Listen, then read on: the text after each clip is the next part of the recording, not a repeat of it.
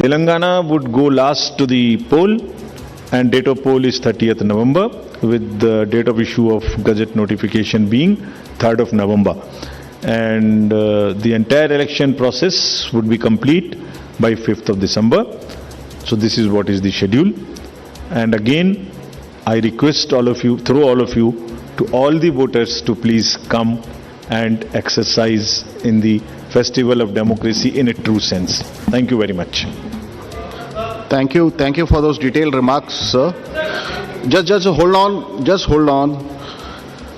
Floor is open for questions. Don't stand up, just keep sitting and just put up your hands and I'll direct the mic to come to you.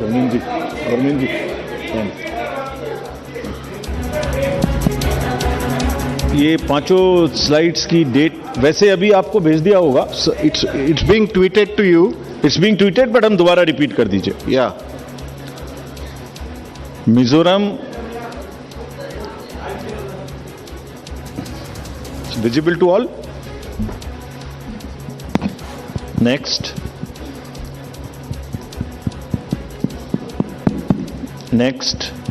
Madhya Pradesh, date of poll 17th November. Rajasthan 23rd November,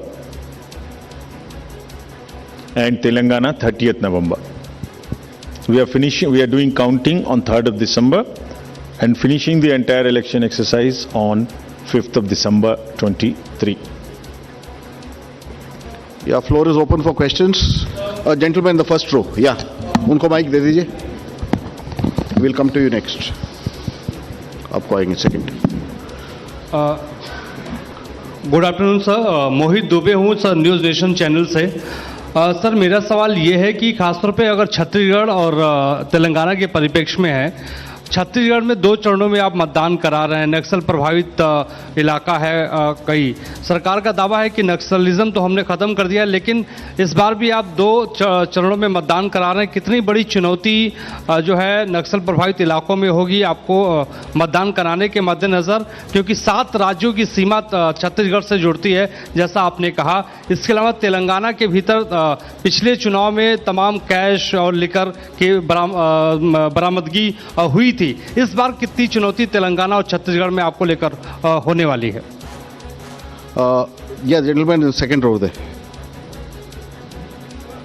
Yeah, mic is coming to you. Just wait.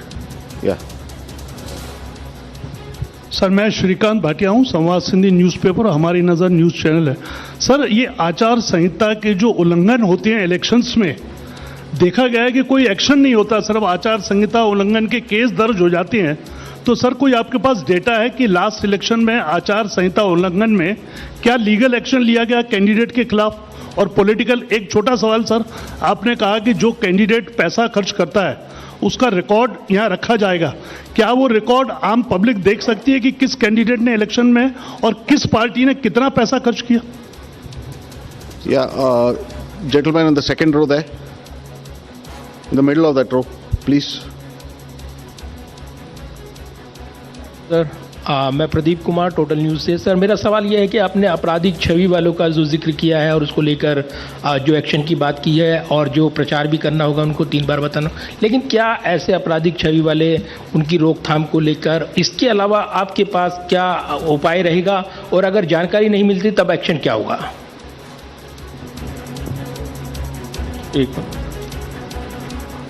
The lady at the back over there. Yeah.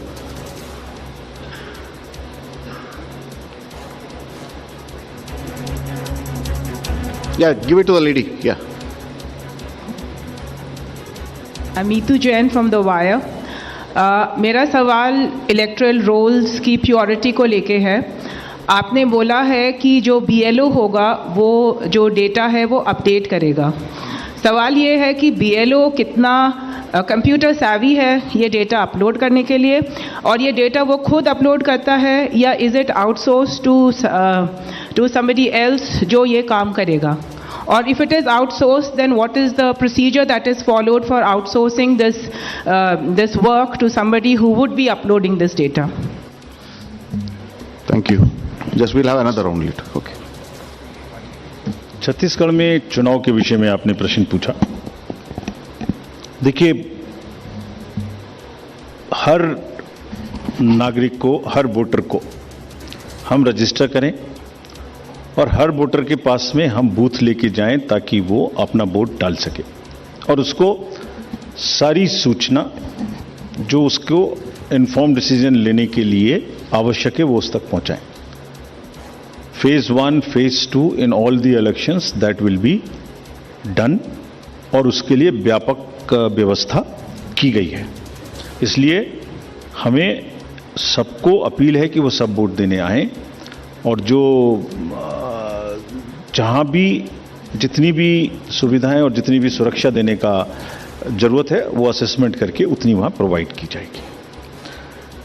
Cash और freebies, drugs, liquor. Rajasthan, Telangana, Mizoram உள்ளிட்ட 5 மாநிலங்களுக்கான சட்டமன்ற தேர்தல் தேதிகள் தற்போது அறிவிக்கப்பட்டிருக்கின்றன. இந்த 5 மாநிலங்களுக்கான சட்டமன்ற தேர்தல்கள் நவம்பர் 7ஆம் தேதி தொடங்கி நவம்பர் 30ஆம் தேதி வரை நடைபெற உள்ளது. அதேபோல் அனைத்து மாநிலங்களுக்குமான தேர்தல் முடிவுகள் டிசம்பர் 3ஆம் தேதி அறிவிக்கப்பட இருக்கின்றன.